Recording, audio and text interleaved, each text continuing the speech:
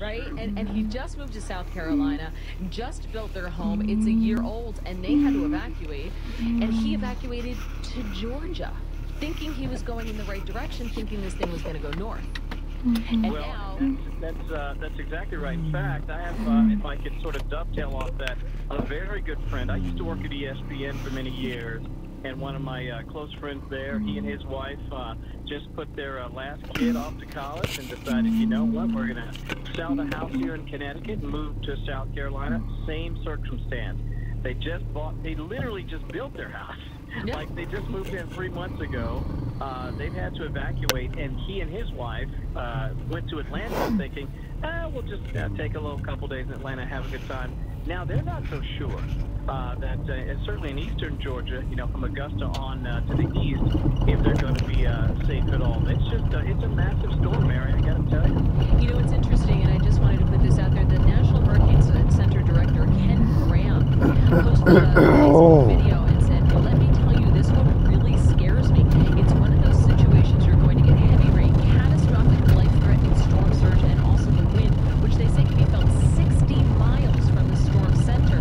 He said, now's the time to prepare. 130-mile-an-hour winds with higher gusts, and they say it's getting larger and better organized. So now we've heard everywhere from it could weaken down to a Cat 3, or it can stay a Cat 4. But I have to tell you, having lived through Sandy, and we did not evacuate in Sandy, and that was our choice, right or wrong. That's what we chose to do. My husband and I, after staying through Sandy in New Jersey, we said if we were there and they're telling us it's Cat 3, possibility of a down from a Cat 4, we'd be out. Oh, no question. And I'm glad you all were safe. Obviously, Sandy was just devastating for so many people. If I could just remind everybody, and I know this sounds cliche, but I mean it because I have a lot of seniors in my family, folks in their 80s, and in some cases even into their 90s.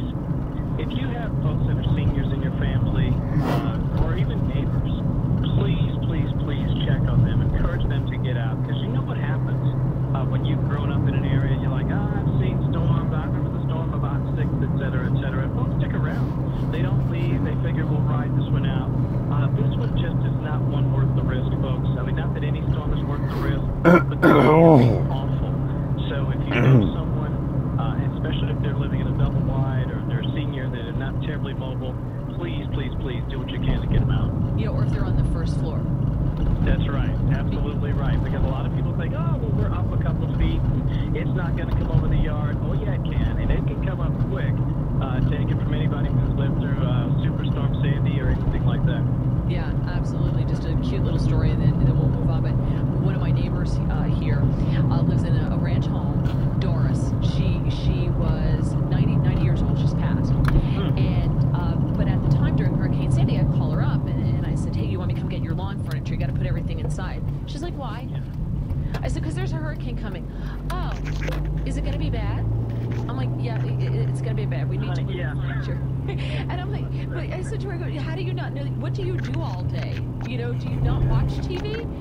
And she wanted to know if I could wait till Monday. I'm like, no, we can't wait till Monday. And I had to convince her to leave, to go to her brother's home, because everyone was trying to convince her to leave, and she wouldn't go. And I finally went over there. I brought all her furniture, and I'm like, you need to go. This is non-negotiable. You need to leave because you're not going to have power, and you live in a ranch home. That's one story.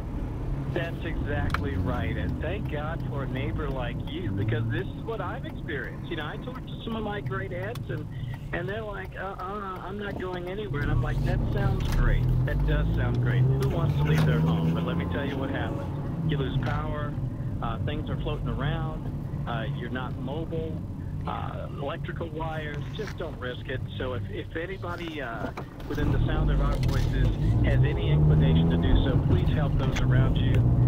And better safe than sorry. Think of it as an adventure. Get out of harm's way, bond with your family, eat some Cracker Barrel, and take it easy. Yeah, and also tell them, like I did, I'm not coming to get you, so you need to go. That's right. Get out now. You know, the president has been tweeting a lot about this. It looks like the White House is really trying to get out ahead of this and really have control over this, because the president knows he's going to be criticized no matter what he does. He could cars and single-handedly rescue entire families with small children and puppies, and they'll criticize it. And along those lines, Luis Gutierrez, Democrat out of Illinois, was on with Chris Hayes on MSNBC last night, and he attacked the president for not being prepared for Hurricane Florence, which hasn't even happened yet. How does that happen? How do you do that? It boggles the mind, and I'm speaking of somebody who tried to play it straight. Listen, I'm talking about journalism 101. Try to just be fair, okay? When I hear things like this, it really boggles the mind, because there's no other way to spin this. This is classic Trump derangement syndrome. If you're criticizing someone for not being prepared, when I know personally people at DHS who are working tirelessly around the clock, if I could just share a very quick story. I just think it's outrageous personally. No one cares. Who cares about my opinion? But I do think it's unfair when I know, and he knows, by the way, Gutierrez knows, there are literally thousands of Americans who are preparing very hard to do what they can to keep their fellow citizens safe. I think it's an affront to National Guard folks and other people here who have spent their lives and dedicated their lives to trying to keep people safe. So to sort of try to score political points on the backs of your neighbors and your friends and fellow patriots, I think it's an outrage. But, you know, that a buck will get you a buck. No one cares. But let me just say this really quickly. Tom Bossert used to be here at the White House, and he would probably be embarrassed to give him a shout-out, but I'm going to do it anyway.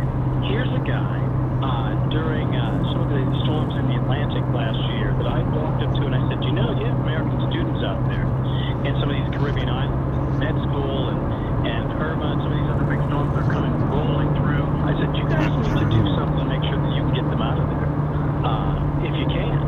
And he listened to me for 1 minute, and within minutes, literally, was on the phone, organizing, orchestrating their rescue and relief. You can even look it up online. They got kids out of St. Martin and all these other medical schools. I mean, this White House, you can love it or hate it. You can like the president or dislike him. You can like his policies or think they're ridiculous. You have to take a step back when it comes to the people that are working hard to keep Americans safe. I mean, these guys are trying. I can tell you that personally. I've seen it firsthand. Tom's doing something else, but I can tell you the mission is the same for the people trying to keep Americans and everywhere, other people here safe. So hopefully people will take that to heart when they are out there criticizing the president. Okay, get your points in. That's the game. I get it. I'm from Washington. I live here. But be careful, because there are a lot of people working hard to keep people safe. Yeah, and I'm so glad you shared that story, because so much of what this president does and does not get any kind of airplay, any kind of recognition whatsoever. But right here, and this will be the last one, we'll wrap this up. We're going to move on to midterms and things like that coming up.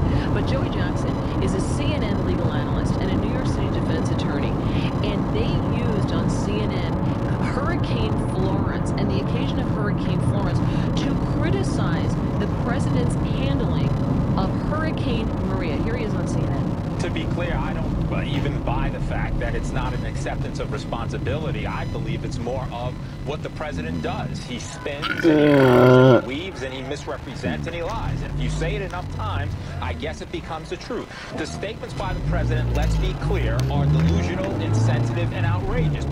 Now, that was in response to the president saying that Puerto Rico was a tremendous, incredible success. And he said, you know, everything they did with the governor with Puerto Rico was good. It's just that we know the supplies were languished in warehouses, and crews were down there, and they wanted to restore the power, and they weren't allowed to restore the power. There was a bunch that went on the local level that prevented the feds from actually accomplishing what they wanted to in Puerto Rico. It's interesting that the other islands, St. Thomas, also was hit, and they seem to recover, not Puerto Rico. That says to me something went on a local level. And I think it's equally outrageous for CNN to use this occasion to bash Trump on that.